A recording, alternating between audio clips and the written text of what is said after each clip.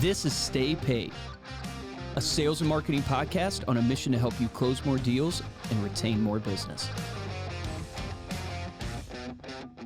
Welcome to another episode of Stay Paid. I'm Joshua Stike along with Luke Acree. And before we bring on our guest today, we'd love it if you take a minute to subscribe to Stay Paid on Apple Podcast or Spotify. If you're not already subscribed, and while you're there, drop us a review to let us know how we're doing. We'll read it here on the show. Today's featured review comes from Matt Fuelberth via Apple Podcast. 10 out of 10, 5 stars. He says, as a new real estate agent with no past sales or marketing experience, this podcast has been unbelievably helpful. I've learned so much that I've been able to implement into my business and see direct results from. Love it. Awesome. Love seeing that feedback. Yep. Thanks, Matt, for leaving that review. Our guest today is Jeremias Monero, better known as J-Man. J-Man is a speaker, MC, podcaster, a full-time licensed agent, and an associate broker. Through his J-Man seminars, he has engaged online and in-person audiences worldwide with his infectious energy, improvisation, and spontaneous hilarity. J-Man, welcome to Stay Paid. Thanks for being here. Thanks for having me. I'm super excited. There we go. J-Man, I love the name. We might have to get into that, but would love to hear your background, man. How did you get into being an agent and building up to where you're at today? Yeah, so real fast, I was originally from Rochester, New York, upstate New York, between Buffalo and Syracuse. I moved to New York in my 19s, 20. When I was moving back to Rochester, I had a really bad real estate experience with a successful real estate agent in my area. And that motivated me to be like, yo, this guy is doing good and he did not provide great service. I can crush this business. So how many years has it been at this point that you've been in? 17 years. Oh, 17 years. 2005, okay. I started when everybody could get a mortgage. And then I weathered the storm. Yeah, that's the what I was going to say. You everything. went through the crash, man. So what's your advice to people as the market is shifting right now, right? And, you know, there's a ton of panic. The headlines are always going to be panic. But what's your advice for 2023? Yeah, should be excited. Like when I see change in something and it's more difficult, that's when the order takers are going to go by the wayside, right? Like the crash hit 2018. I'm like, see you guys. I was door knocking every single day. Expireds are my bread and butter. I'm like, this. Wow. I love it. Yeah. So adversity makes great agents. Door knocking expireds during that recession. That's amazing. Yeah. It's the activity. I mean, I was listening to a podcast this morning that literally just said, look, you can't control the results, as we all know, but you can control the process and the activity that you do every single day. So would love to hear kind of, you know, this podcast is all about sales and marketing, right? How do you generate leads? How do you, you know, build a business that's scalable and sustainable? You've been at it for 17 years, so you have figured something out. When it comes to lead generation, where's the main place that you focus?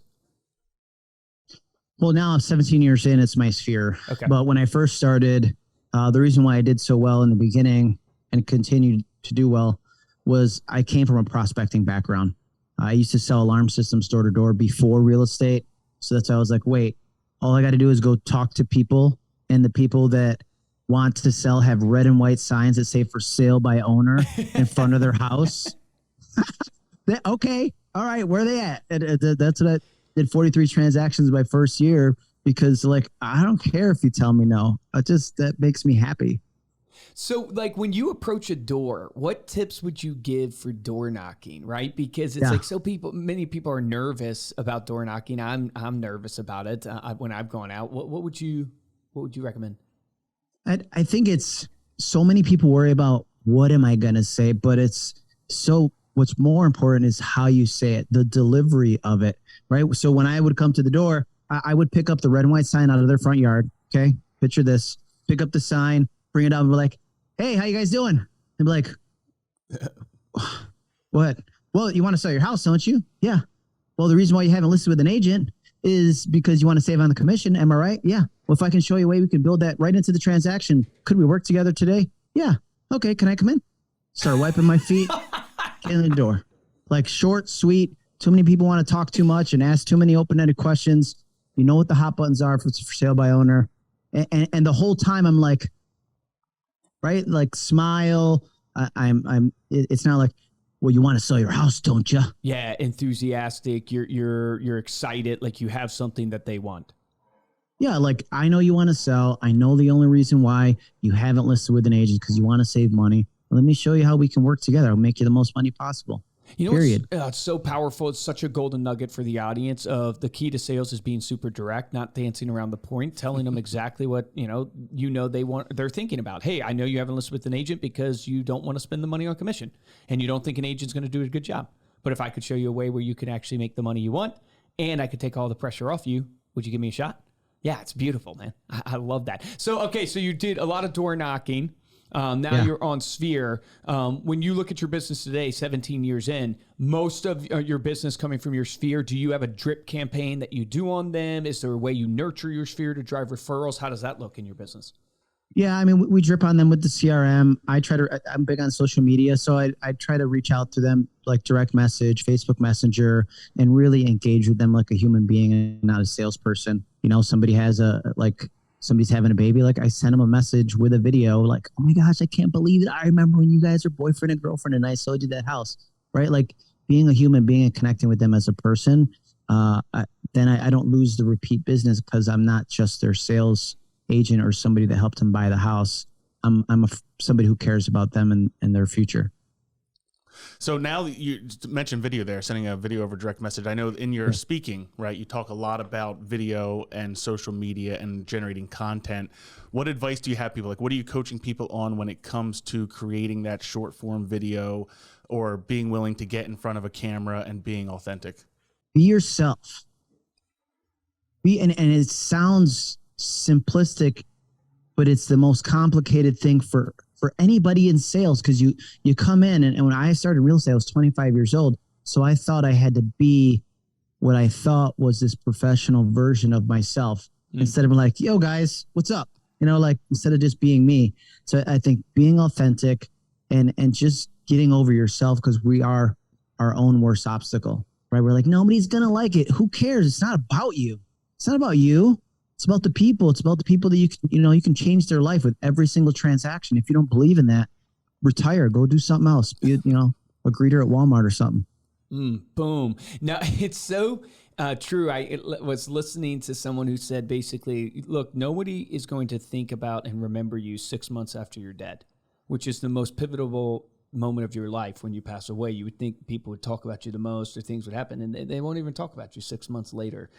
There's actually a biblical proverb that says, the next generation won't remember the former generation. And the point of that is man, if they're not going to even remember you after you die, why do you care so much about what they think when you're alive and you let that direct your life? So I love that. When it comes to the type of content that you're recommending, what type of content should I be putting out?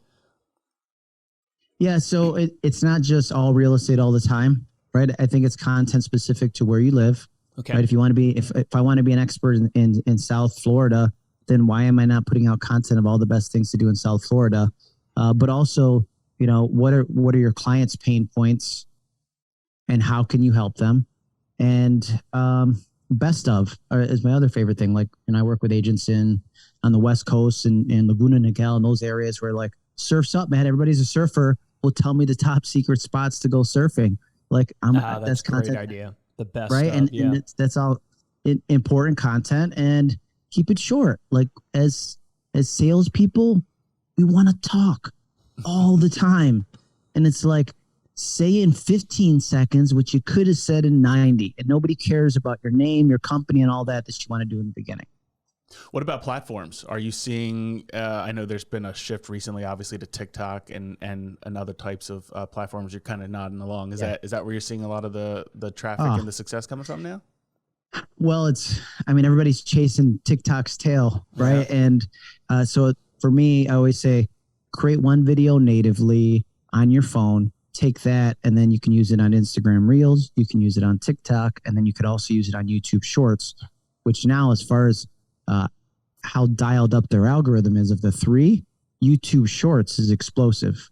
You could have no following on your YouTube channel, and I would say 1 out of 10 of your posts on Shorts will go viral for you, right? It could be hundreds or thousands on a brand new account. It's a great way to get exposure, get subscribers, and kind of learn the short form video game. Yeah, we can verify that. We see our short videos get way, way more views than our actual long form content now. And then we heard from someone, I think it was Landon Carter, who runs a marketing agency, saying that YouTube is about to shift or has shifted their algorithm. that they will, if you watch a YouTube short, they will recommend that person's long form video to you. So it's really critical that you start putting out shorts, because then all of a sudden the long form content that you created will be recommended into that person's feed. Yeah, and I call them shorts and pants, but same thing, right? YouTube shorts and then the YouTube long form video. It took me a second to actually get that when you said pants. But it's like, the shorts is the attention getter, right? The 3 C's of filling a funnel: demand attention, conversate, convert, right? So the commanding attention is that short form video. It's that shiny object. If you're a Fisher person, it's that lure that gets them in. And if you think about anybody you've ever followed on any platform, it was something short, entertaining, educational that you're like, okay, oh, these guys, okay, yes. What else do they got? And then if you have something of value that might be a little bit longer as you look through the profile, then you're going to engage further, and that's where the relationships begin. I love that. What do you say to someone right now who's struggling? I know you do a lot of coaching, you do a lot of speaking. You probably come across a lot of people who are struggling in their business, in their career. What do you say to them? Just keep going. I would say success really is on the other side of struggle. Always. I mean, 2008, if anybody who made it through that in sales, you know what I'm talking about. When you're like, well, there must be an outage in the neighborhood because my gas and electric just got turned off. Like, it's not an outage. That bill didn't get paid in time, right? So it's like, don't worry about the struggle. You got to stay consistent, right? Consistency over time is what builds trust. You can't do anything just one time and hope that, like when we talk about video, it's not just, I did a video, I'm good, I'm going to go viral for, it's like going to the gym one time and you think you're going to have 6-pack abs. It's not going to happen. You got to do it over time. You got to stay committed to see results. Kind of a mindset related question, but I was on your website. I saw you had a couple favorite quotes pulled. Do you have a favorite quote that you sort of go back to find inspiration, or a mantra that you live by? Oh man, there's so many, but and it's attributed to Muhammad Ali, but that's not true. It's actually Adidas. Somebody in the Adidas copy wrote it, and then somehow it got attached to him. But it's impossible is nothing. Possible, just a big word thrown around by small men who find it easier to live in the world they've been given than to explore the power they have to change it. Impossible is not a fact, it's an opinion. Impossible is not a declaration, it's a dare. Impossible is potential. Impossible is temporary. Impossible is nothing. Boom. Now, wait a minute. Did you read that, or do you have that memorized? I read it. All right. You had me going. I'm going to tell. That's powerful, man. I absolutely love that. We're going to have to include that in the show notes so people can read that back or go back and listen to that. J-Man, thank you so much for coming on the episode today. We really appreciate it. Before we close out, let people know how they can connect with you or learn about your seminars. Yeah, I mean, jmanseminars.com, pretty easy. Or J-Man Speaks on all the social media platforms. Awesome. Thanks again, man. Thank you all so much for listening. You can dive deeper to this episode, get those links that J-Man mentioned there over at staypaidpodcast.com. And while you're there, you can read the full show notes as well. If you enjoyed this episode and want to show your support, the best way is to head on over to Apple Podcasts, drop us a comment along with a review, and to share this episode on your social media. Share it with a friend. Share that quote with someone today that you know needs to hear that. If you want to get hold of me or Luke, you can email us at podcast@remindermedia.com. And of course, you can find us on Instagram. We are at Stay Paid Podcast. For this episode of Stay Paid, I'm Joshua Stike. Guys, I'm Luke Acree. Great golden nuggets in this episode. The one I want you to take away and take action on is think about how J-Man approached the for sale by owner, literally brave enough to pull the sign out of the yard and go up to that homeowner and speak the truth right to them. And I think that is such a powerful action item. Stop dancing around the point in your sales pitch, in your listing presentation, in your prospecting call. Literally speak the truth, speak your intention, and speak it with confidence and enthusiasm, and watch how the prospect just totally changes because they don't feel like you're selling them. They feel like you're actually being real to them. Remember, the difference between top producers and mediocre producers in every single business is top producers take action. Take action on that today.